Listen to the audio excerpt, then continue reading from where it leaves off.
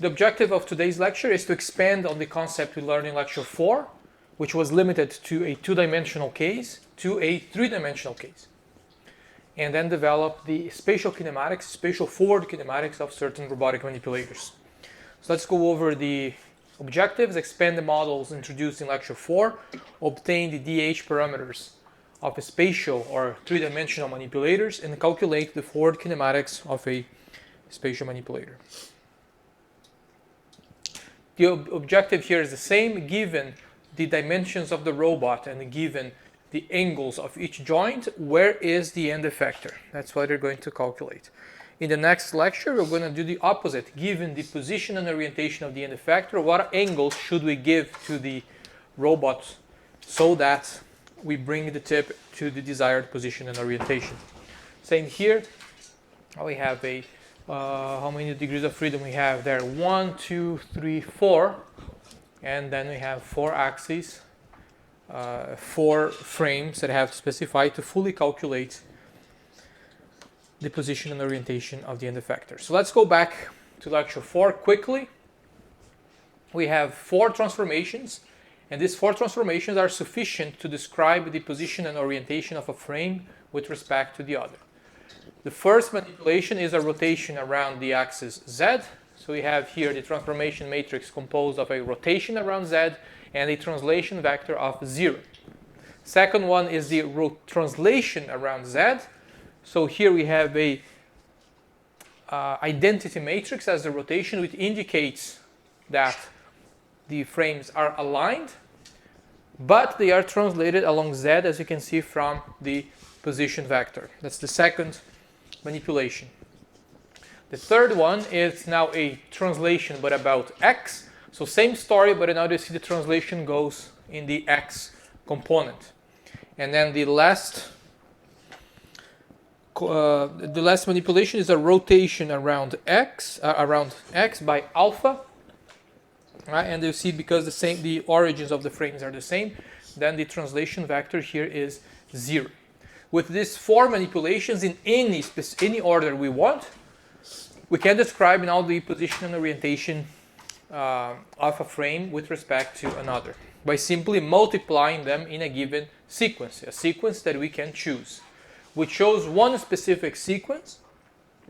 We gave here Z rotation, Z translation, X translation, and X rotation. But we could do that in any order, so long as we are consistent with all across all joints. And when you manipulate, when you multiply out these 4 matrices that we defined earlier, that's the result. That's the transformation that fully describes frame B with respect to frame A. Right? That's what it says here, frame B with respect to frame A.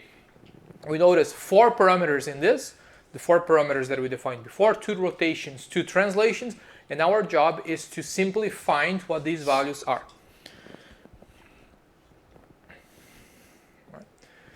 Once we plug in numerical values to that, we'll get an equation like the one in 5, as we used last time. So it's a transformation matrix that now goes from frame N to frame 0, where N is the number of degrees of freedom from the base all the way to the tip of the robot. So we get now from this resulting matrix the translation of the end effector frame with respect to the base frame, and we also get then its orientation by this rotation matrix that I could call inside here rotation matrix N to 0. Alright, so what is the rotation matrix again? Is the description of axis of frame B onto frame A. When I say description, I mean the projection of all those frames onto frame A. Right? And which is a result of several multiplications of this matrix here. If you want to get the Euler angles from that matrix is possible. We simply have to solve for these equations here to find alpha, gamma, and beta that we defined in lecture 3. All right, so now that we are done with two-dimensional cases, let's see a more generic formulation. And this is getting a bit tricky to visualize. So that's why we split this into 2. Now let's do a three-dimensional case here. So here I have two links, and there are two differences here. First of all, we have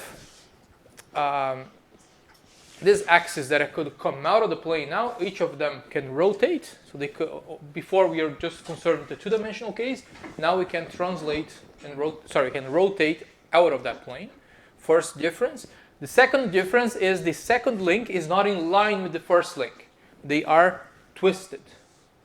Twisted on an angle. So the first link is like this. The second one doesn't simply come out like that. It is kind of twisted like this by a certain angle. Is that clear from the picture? Yeah? It is twisted like that around these axes here. And now you can see that these axes are no longer parallel either. We'll rarely encounter a robot that is built like this, but this will serve as a final framework that works for any type of manipulator. So now let's do the same thing we did for the two-dimensional case and start by assigning the frames here. Let's start with frame I. Where should axis I. Where should we put a ZI? Pointing up along that or down, doesn't matter, right? Let's point it up because it is more intuitive. So that's pointing up. Where does Z go in the next axis? Same, along the axis.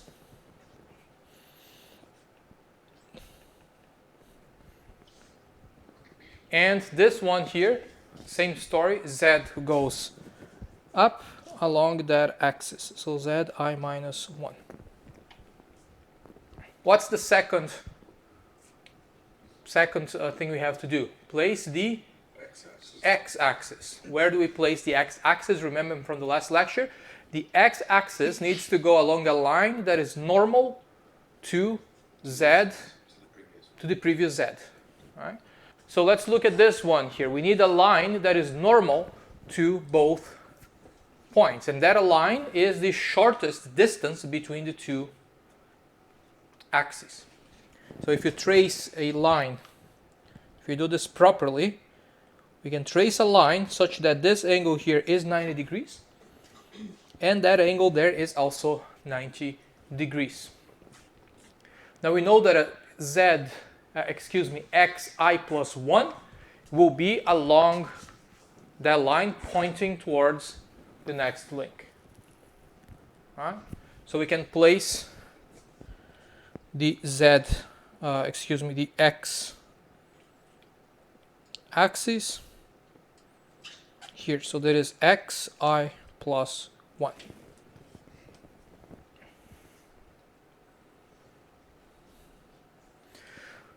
So now notice something here. Where is the origin of the frame I plus 1? Is at the bottom here. Is on top of this intersection. Is no longer on the manipulator itself. It's outside of the manipulator, but there is no limit, no constraint that it has to be on the manipulator. Even z0 and x0, you could put that anywhere, right? So long as we know where they are relative to its previous frame. Where is yi plus 1?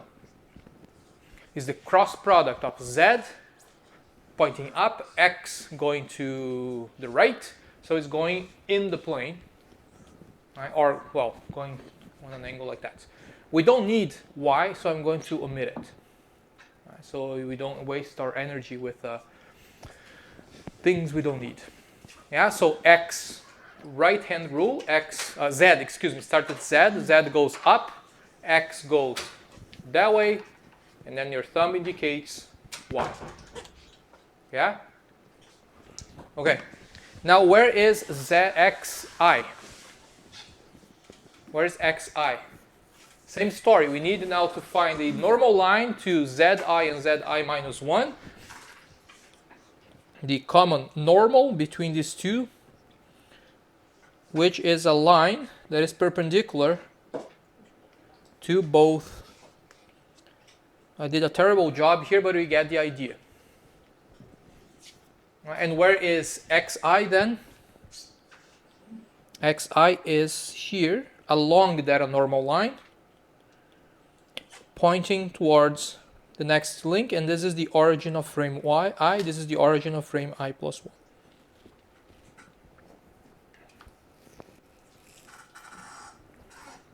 And then X goes in the frame. Y, excuse me, goes as the cross product going inwards. All right, so we located the origin and we located everything. Are we good here? Yeah? All right. Good? Sure? All right, so that's the result. Now we have all the frames. Now our job is to find the DH parameters between them. Okay.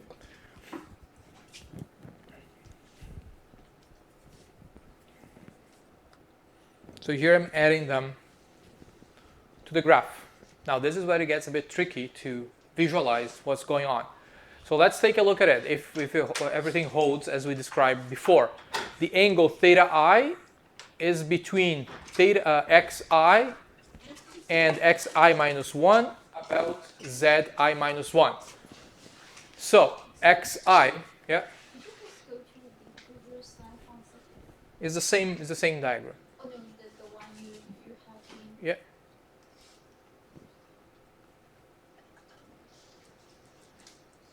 So in that case, where is the xi minus 1? Xi minus 1 we don't know because we need to know the previous joint.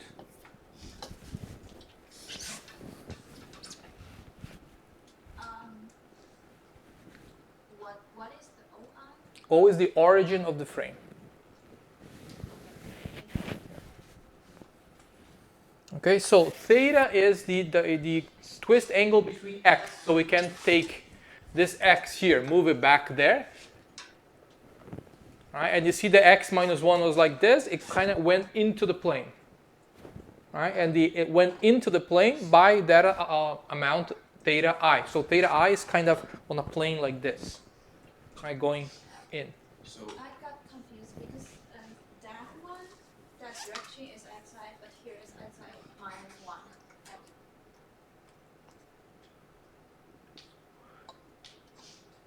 Is xi, did I make a mistake in the next one? I minus 1. Yes, I did. So these are all minus 1. Yeah.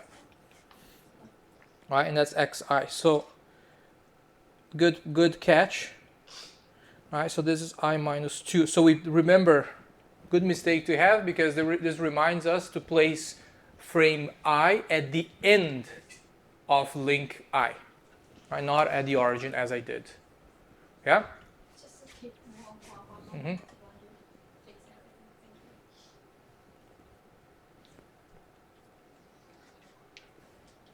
Makes more sense now?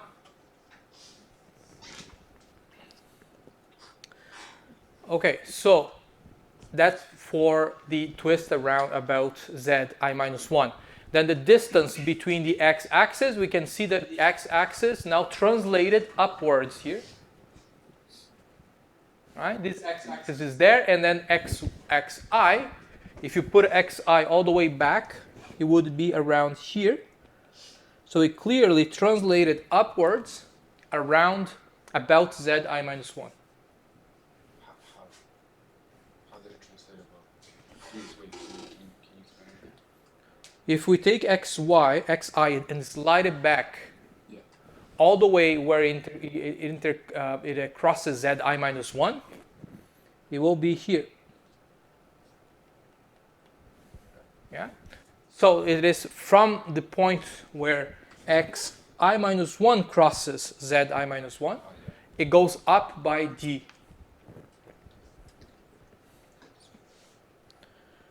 And then we have the distance a between the z-axis around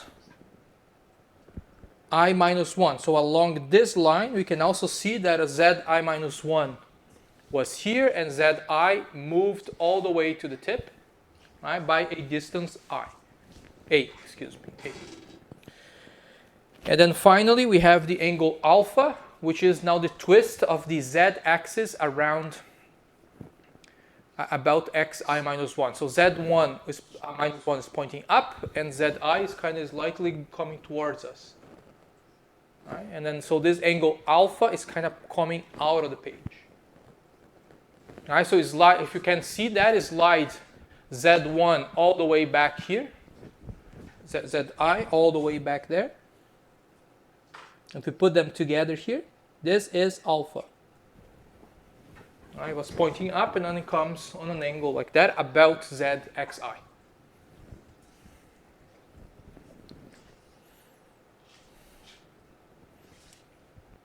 Does that make sense?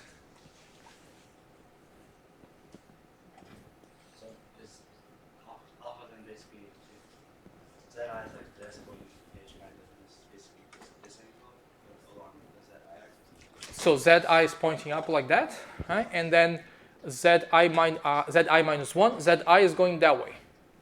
So it's coming out of the page. It's coming out of the page. So that angle like that about x I is alpha. From the origin. From the from the origin about xi. About xi, yeah. Does that make sense? So, okay, yeah. Yeah. All right. So best thing is to do an example. Here we have a nice 3-dot manipulator. So this thing here means that it can revolve around this axis like that. Right? This one revolves around that, and that one revolves around that as well. So first things first, what do we do? Assign the axis. So let's start with a base frame here. We're going to put a z0 pointing along the rotation axis. And then x0, we can arbitrarily choose. Let's put it here.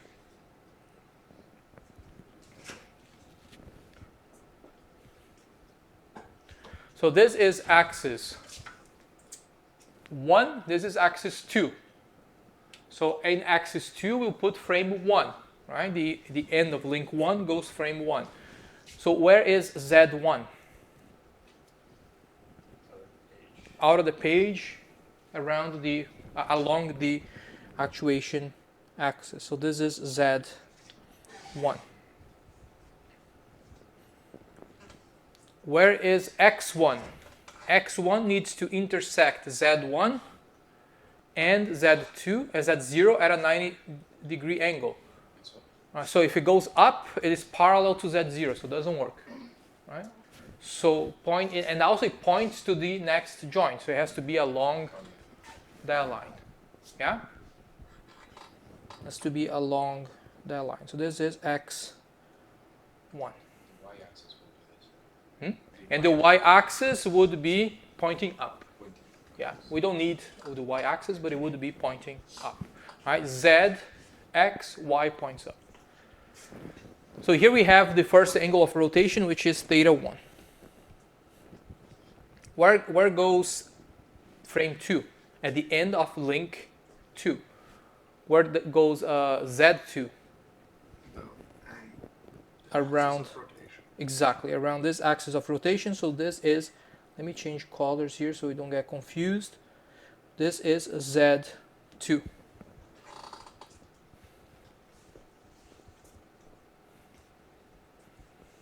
Where is X2? Along L3. Just to make things simple, goes along L3 because it points to the next joint. Sorry, that's X2. And then finally, we can place the final joint here, X3, Z3, at the tip of the robot.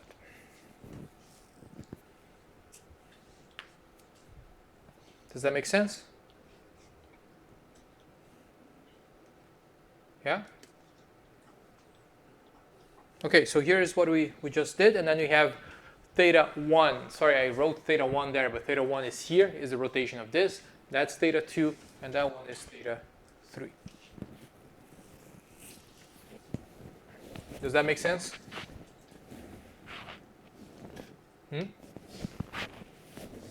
Yeah? Okay. Now let's look at link 1. So when you look at link 1, will find frame 1 at the end of link 1. So the first question is, can the x-axis, that is x1 and x0, rotate about z0? Yes, and they can rotate by theta 1.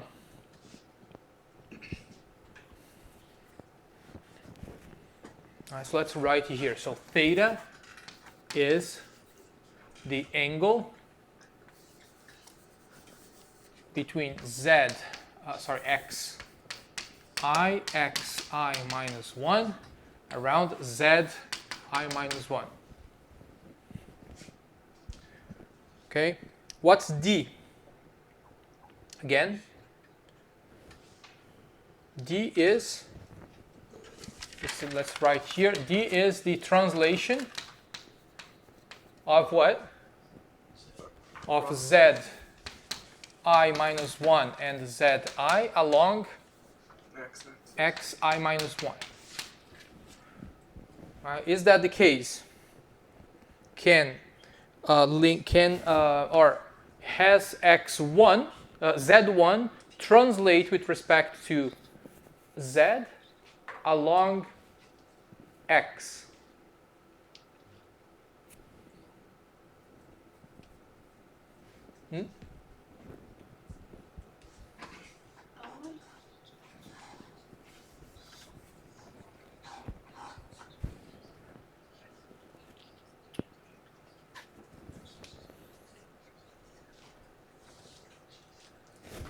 Sorry, this is reversed. This is this translation of, what is d? Let's go back to our definition there. D is a translation of x about z. Okay, there's the confusion. Yeah? Or along z. So did the x-axis translate along z0? It would be L1. They did translate. They went up along Z0, and that's L1. What is alpha 0? Alpha 1. Alpha or A, start with A. A is the translation. Now is the translation of Z, right? Zi and Zi minus 1 around X I, and then alpha I is the rotation of zi minus 1 about xi.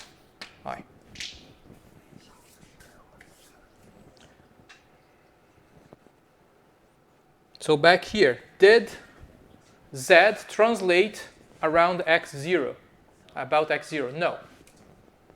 All right, they're still in the page.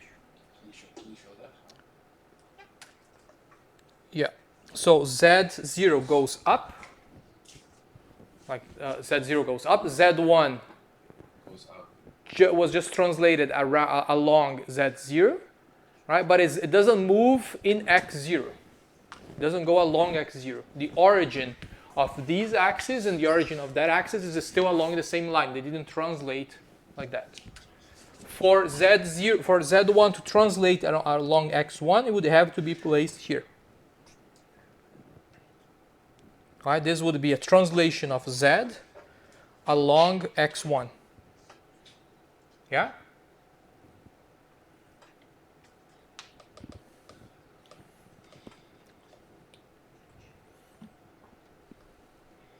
Right, because let's put it one more time here. So this is a line. This is a start. This is where X0 starts. Z0 is, and Z1 is there. All right, so they are still starting along the same line. They have different directions. But if you were to translate Z1 along X, then you would go along that line like that. Right? But it didn't. So A is 0. Right. And D1 is Translation of the x-axis along Z0. so x-axis, so x0 and x1 along Z0. Z0. Z0. So zx1 is here, y1 is up there, and then was shifted upwards. How would it shift? All right, so this was moved up along z0 to get to x1. I don't see this. How would it shift over? So here we have x0. Yeah. Yeah. And there's x1. Here we have x0, and here we have x1. Here is z0. So it moved along z0 Oh, all the way over the L1. by L1. L1. Okay. Yeah. I see. I understand. Okay. All right. Next one is the twist of z's about about x1. Was the z-axis twisted with respect to zx1? Plus or minus 90 degrees? Plus. So we have, let's do that. What is z? So z was pointing up, and then was brought to the front like that. So following x1. Right? So if you look at it, it is a counterclockwise rotation, which is positive 90 degrees. Let's do that one more time. Z0, let's take Z1 here and imagine it back here coincident with Z0 origin. So Z0 is going up, and then it was moved to the front. All right, so it was up and was moved to the front. So if you do that operation about x1, so the thumb points along x1,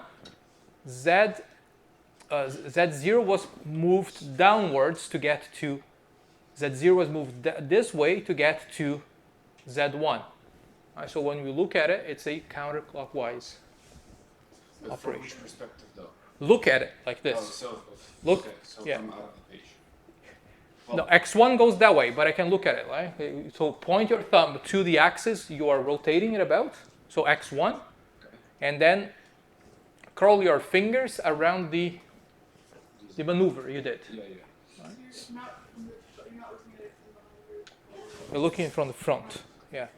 You can do the other way as well. It's still positive if you're looking at it from the back. It's positive, but then just be going clockwise. Does the clockwise counterclockwise So, yeah. actually matter as long as we get the degree?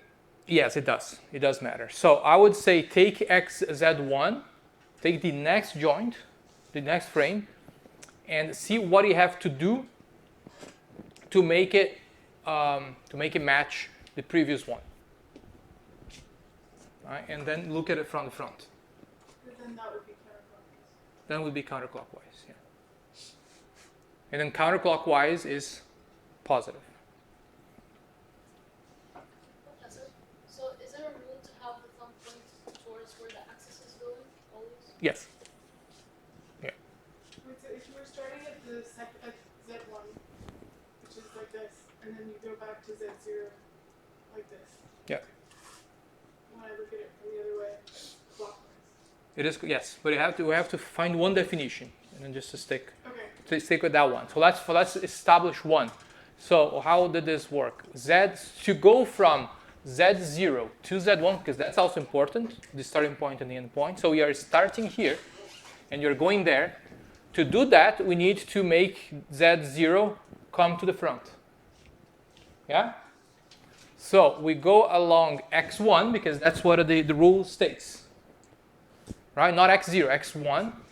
So to do that, we'll come like this. And then you look at it and you define if it's clockwise or counterclockwise from the front. Or you can do the other way. But then you have to start from x1 back to x0, then look it from the back. Sorry, the other way would give a different answer?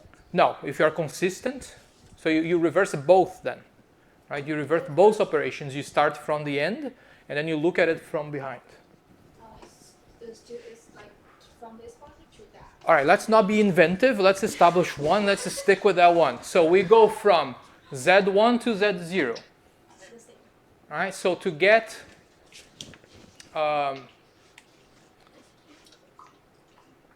we go from Z0 to Z1. Z0 to Z1. So to go from Z0 to Z1, what did we do to the axis? We moved it to the front like that. around x1. All right. So we go from I to I plus 1. Good? Okay. I get confused myself. So this means that, so this was 0, A was 0, and then theta is plus 90 degrees. Now let's do link 2. Link 2 is at the end of link 2. So first things first, can x2 rotate with respect to x1 about z1? Yes, it can by theta 2. Okay, so what's di now? D is the translation of the x-axis along z. Has x2 translate with respect to x1 this way along z? No, it didn't. So that is 0. A is the translation of now the z-axis along x. Did the z-axis translate about x2? Yes. All right, because they are now traveling along the direction of axis by L2. All right, now let's see the confusion beginning. What's alpha?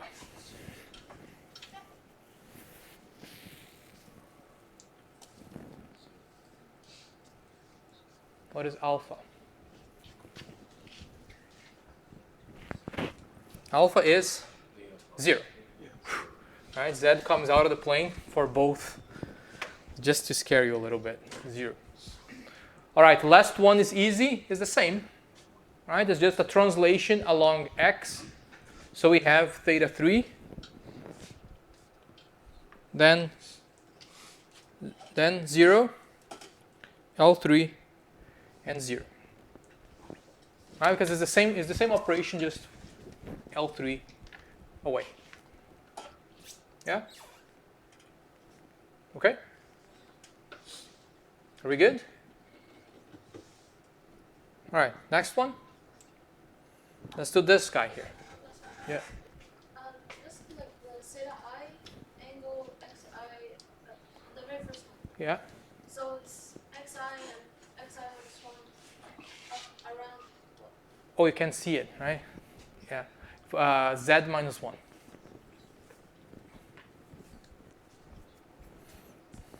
Yeah. All right, so let's do this guy here. Same story. Now we have a translation, a rotation like that, a rotation like that, and now we have a prismatic joint that extends. So where would the frames go? Let's put the frame x0, z0 along. Here we have a better picture, but let's put it like that: z0, then x0. Where is z1? Along here. X1 is pointing that way.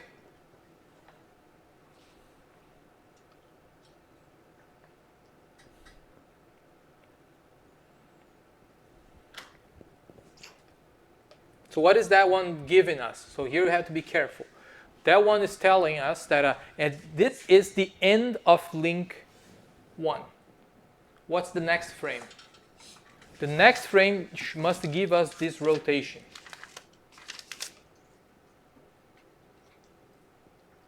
Yeah? The next frame must give us that rotation. So where is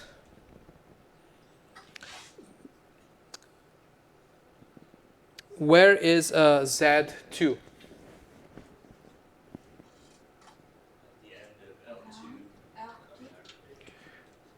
Yeah, so that's where it gets a bit confusing, because so we did one operation here was this Z1 is basically the end of this link. Right? No, so if you put a link over there, we are actually accounting for two operations at the same time: the rotation that will occur over here, that we haven't accounted for yet, and the translation. So before we place a frame over there that will account for the translation, we need to place another frame at the very same point here that rotates about theta 2. All right, so we can't jump all the way to the end because then we will need two operations to do that. So we need to stop here and now have data angle for the translation. So the next frame now has a z that points along the next axis. What's the next axis? Is along that operation, but it's what is actually telling us is this rotation here. So then we have z2 along x1. Okay, so here we have the result. So we have the first frame, the second frame 1, we know how to do that one, right? So x1 is simply parallel to x0, but now z2 goes that way. If z2 goes that way, then x2 to be normal to z0 goes in the opposite direction. And then the next frame is the same frame as frame 2, but all the way at the tip. Okay, so we have two frames here to account for. So let's do the DH parameters. What's theta 1? Theta 1 is the twist of the z-axis, the x-axis about z0. So that is theta 1. Yeah. What's di? What's the translation of axis around z0? Is L1. What is AI? The translation of the z about x0. And what is the twist between the z-axis? Is 90 degrees. It's the same example we had before. Now, the second frame is coincident with the first frame. Z2, frame 2 is coincident with frame 1. So what's D and I? D and I are 0. What are we doing with that frame where we are letting x1 and 2 rotate with respect to one another by around z1? So theta is theta 2. It's theta 2 because that's the purpose. Right? These two axes are coincident, but not all the time. They are coincident, but what you are doing is you make them rotate around z1. Right? That's the whole point. They are coincident in this particular orientation. But if we were to move, let's say, this frame like that, then x1 would point that way, x2 would be pointing on an angle. So in the previous page, when Z2 and X1 were on the same, That was because of the orientation. right, but then X2 would be not in line. Yes. Like, Yeah. Yeah. So that's theta 2. Now, what's alpha 2? Alpha 2 is the twist of x1, z1 and z0 about x. Is minus 90. Right? Because z's are no longer pointing in the same direction. So alpha cannot be 0. Right? This z comes out of the page, that z goes up. So they're not pointing in the same direction. Alpha has to change. By how much? Well, to go from I to I plus 1, what did we do? We move z1 up. Around, right? So z1 is coming like this, it goes up. So about z1, it goes like that. So if you look at it, it's clockwise, which is negative 90 degrees.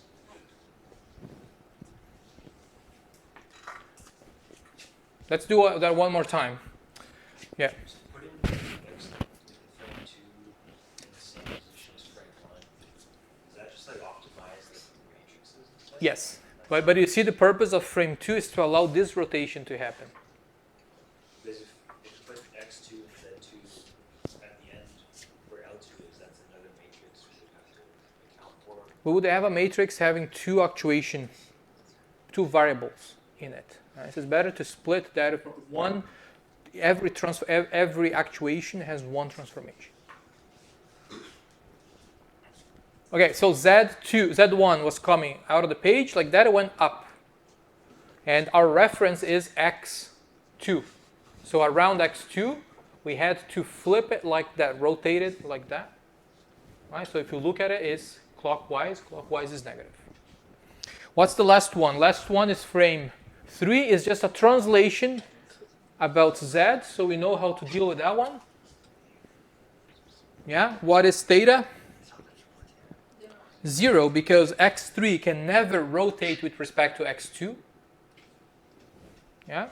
What's D? D is the translation of the axis around Z. Did they translate? They did, by L2, which is fixed, plus D, which is what we control.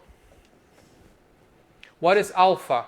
A. Sorry, A is the translation of Z along X. Did Z translate along X? No, that's 0. And is the Z axis are in the same line, so 0.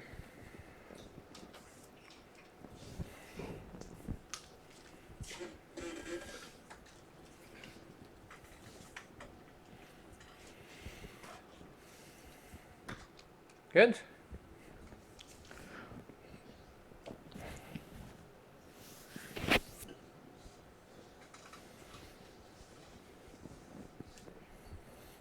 If you guys don't get it in the first time, don't worry about it. It's expected, because this is not, it's not an easy thing to visualize. There's a lot going on here. And I made a few mistakes myself when I was explaining. So here's a few transformations that are always the same. So when you have frames that are coincident, like that, so all what we are allowing here is a rotation to happen about a different axis. So the rotation goes here. These two are 0 because they are coincident, and then the transformation of Z is negative 90. If the frames are parallel but have an offset, then this is theta. L goes here, and then we have 0 and 9. Yeah. So for the frame are coincidence, that means there's no change at the origin. Yes. They share the same origin. They share the same origin. If there's outside, the origin should be shifted. Yes, and then either D or A will change. All right, so frames have an offset. Here's another example. It's always the same thing. Parallel Z is just a translation along Z then. It's another common one. And here we have one that is a special case. It's a spherical joint. You see that in a lot of robots, including the academic robot you have in the lab. A spherical joint means that all 3 rotation axes will intersect at a given point. So you could think about that as the shoulder, for example. We have this rotation, right? We have this rotation, and you have that one. All these 3 occur at the same point. The axis of rotation of my shoulder will pass through the same point, right?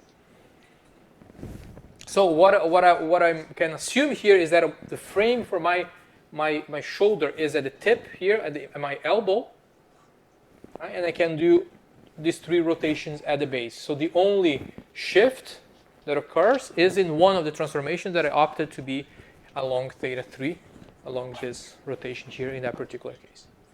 Right? So this is always the case when you have that. So here is a model that we came up with for the entire arm. So all the way from the clavicular joint here inside the shoulder, all the way to the palm of the hand.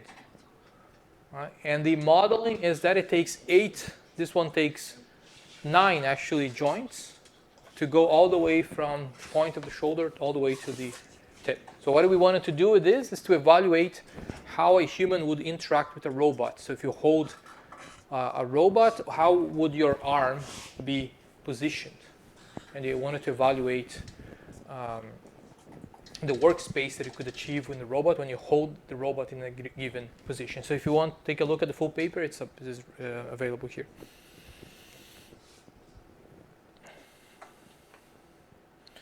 Okay, so here is the recipe. Very simple steps. Very simple 10 steps to follow. But that's basically just a summary of what we discussed. If you need, it's there. Let's do, oh boy. Let's do this one. Yeah? This is going to keep us busy for some time. Let's do that one. So here I have this is one of the most popular robots in the market today is the KUKA robot. And it has, how many degrees of freedom? 7 degrees of freedom, like that. Let's try to come up with the DH parameters. To simplify our lives, I already put the frames there. And now before we start, just take a look at the frames and see if the assignment of the frames is consistent with the rules we established before. Are the Z's along all rotation axes? Yes, they are. Are the X's normal to Zi and Zi minus 1? Yes, they are. Are the X's pointing towards the next frame? Yes, they are. Okay.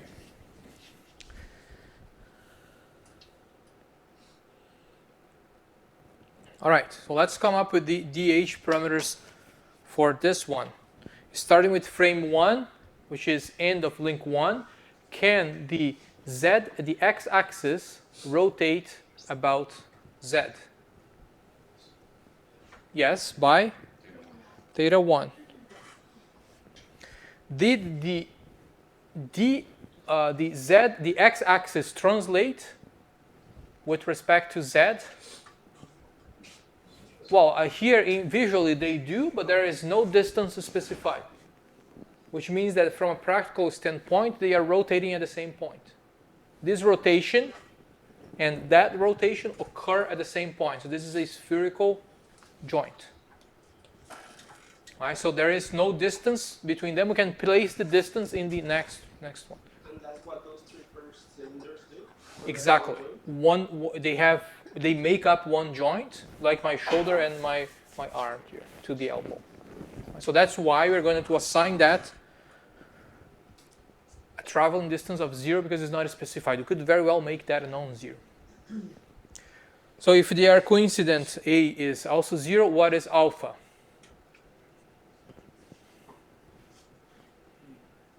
What is alpha? Plus 90. Yeah? Yeah?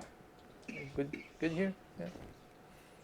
Plus 90 degrees. Now the second frame is coincident with frame 1, so we can say that D and A are 0. What's the purpose of the second frame is to allow rotation theta 2 to occur. So this is theta 2. And what is alpha?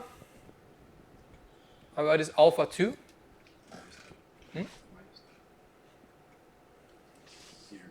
Zero. First of all, are Z2 and Z1 pointing in the same direction? No, they're not, so it's not 0. So it's 90. Or is it negative 90? Why is it positive 90? Maybe somebody has a better explanation in mind. Why is it positive 90, not negative 90?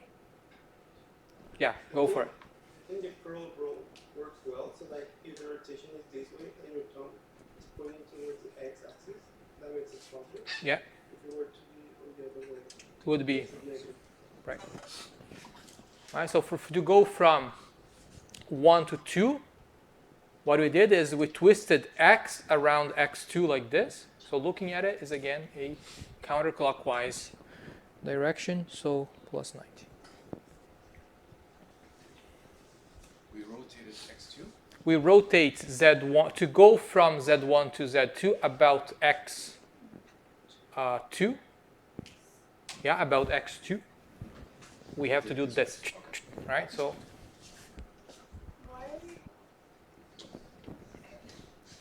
let's do link 3. What's link 3? Link 3, the z-axis, the x-axis can the x-axis rotate? Yes, they rotate by theta 3. D is the translation of the x around z. Did x3 translate about z2? Yes, it did by right? Because x1 is here, x2 is all the way there, so we translated around z2 by d1, right? So it's this distance here. What is A? A is the translation of the z-axis. Did the z-axis translate along x3? No, because along x3 they are on the same normal line that intersects x3. And now the question, what is alpha 3?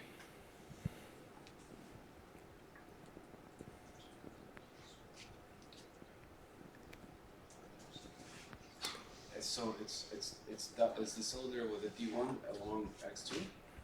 What is so x3 is the alpha 3 is the twist angle of the z3 and z2 around x3.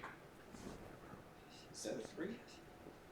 So which cylinder, the fourth or the third? We're looking at number 3, right? So we're looking at z3 with respect to z2 along x2. X3, excuse me, x3. It's theta 1.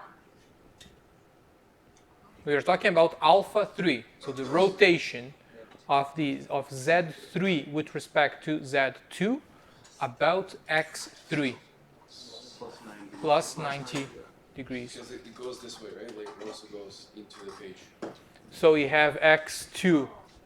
Where is x2? x2 is like that, and then x3 is on x3. Yeah, it goes like that. All right. So if you look at it, it's counterclockwise. Now look at it. So x3 points down, right? X3 points, yeah. Yeah. So to go from z2 to z3, I have to twist it that way. I have to twist z2 this way. So when I look at it, it is going counterclockwise. So a little mental exercise there. Sorry, so when it's counterclockwise, it's positive. Yes. Not When it's clockwise, also known as clockwise, then it's negative. Okay, we have to move on. So the other ones here are pretty much the same. And it turns out that all angles here are plus 90 degrees, except the last one, which is, what's alpha for the last one? 0.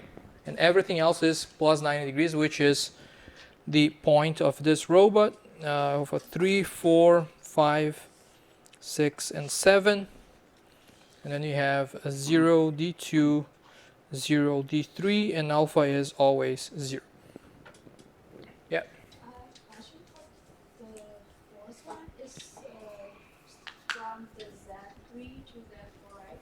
Yeah. So it is like. All right, so let's, I always stop answering about Z. We have to really sit down and do this mentally because you can spend the afternoon here. Here is the rule again. We go from I to I plus 1. Right? So to go from I to I plus 1 around x I plus 1, take your right hand, the thumb points along the axis, and then the maneuver you do with your hand brings zi to zi plus 1. Once you found the direction, look at your thumb from the front. If it's going this way, is clockwise, negative. If it's going the other way, is counterclockwise, it is positive. Okay. Let's do a last one, and then I'll give you a quiz. This one here. We can come back to this in the next lecture if you. Let's put it this way. Try this. I'll pose the solutions. Try it on your own. If you're still confused about the alpha twist, we'll do two more exercises next lecture. Okay. Let's do this one.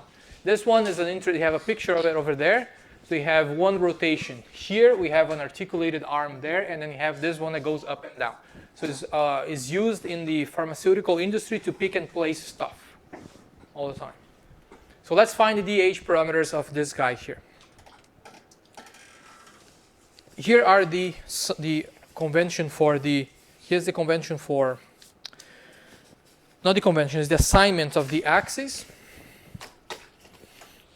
Now we can check here that I did follow the rules. Z goes here, goes there, Z2 goes down. And why is it going down? Because it's going along the positive direction of motion, right? Not up. And then all the axes are crossing their own Z and their Z minus 1. Does that make sense so far for the frame assignments? Yeah? So let's do frame 1. Frame 1 is all the way there. Aha. Can x1 rotate about x0? Sorry, with respect to x0 about z? Yes, by theta 1.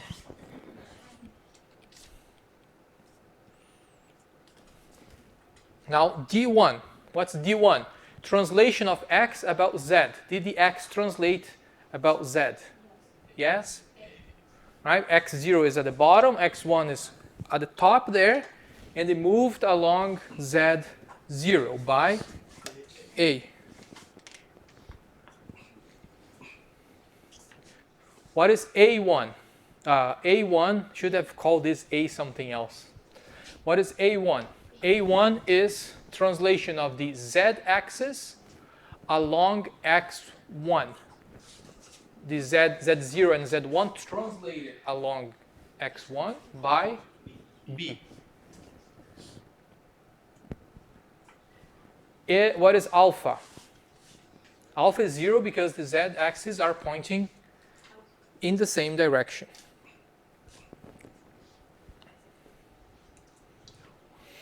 Are we good with the first frame? Let's move on to the second frame. Second frame is all the way at the tip there. First, can x2 rotate with respect to x1 about z1? Yes, by theta 2. D2, did x2 translate with respect to x1 about z? No. 0. 0. Yeah? Right? Because it didn't move up. What is AI? Translation of the z-axis with respect to x. Did that occur? C. Now this is where we are going to give up. What's alpha?